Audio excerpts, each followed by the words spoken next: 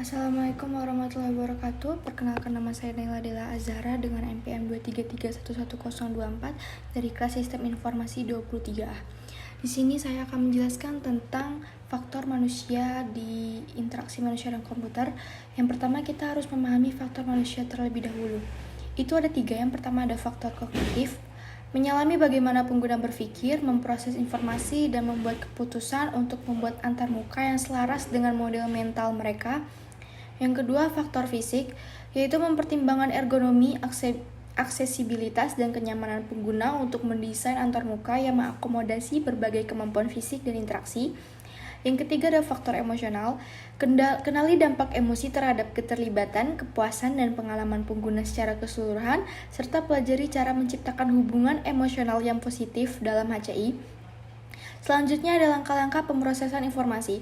Yang pertama itu informasi dari lingkungan dikodekan ke dalam representasi internal, kemudian representasi internal dari rangsang dibandingkan dengan informasi yang sudah tersimpan di otak, lalu membuat keputusan respon apa yang akan dipilih dan menjalankan respon yang dipilih dan mengambil tindakan yang diperlukan.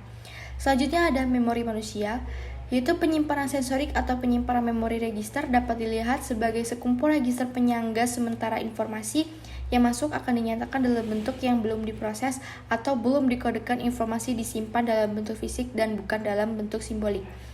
Selanjutnya ada memori jangka pendek, dapat dipandang sebagai penyimpanan kontemporer. Informasi yang masuk akan diekspresikan dalam bentuk yang dikodekan dan bukan dalam bentuk fisik, yang sering juga disebut sebagai memori kerja.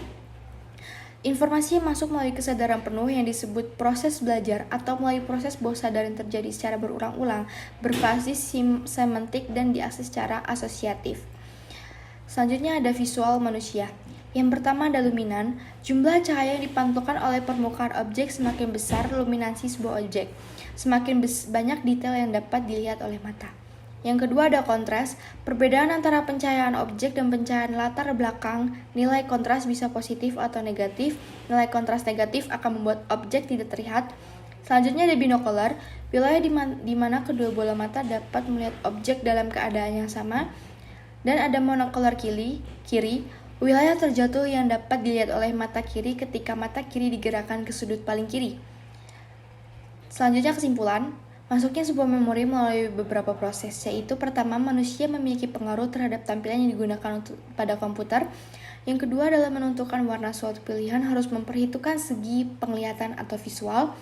Yang terakhir, informasi masuk dan keluar dari pikiran manusia melalui serangkaian langkah proses yang beruntun, sehingga proses yang berurutan tersebut dapat diaplikasikan untuk membuat urutan desain tampilan sesuai dengan fungsinya masing-masing. Sekian penjelasan dari saya tentang human factor atau faktor manusia. Mohon maaf jika ada kesalahan kata. Saya akhiri. Assalamualaikum warahmatullahi wabarakatuh.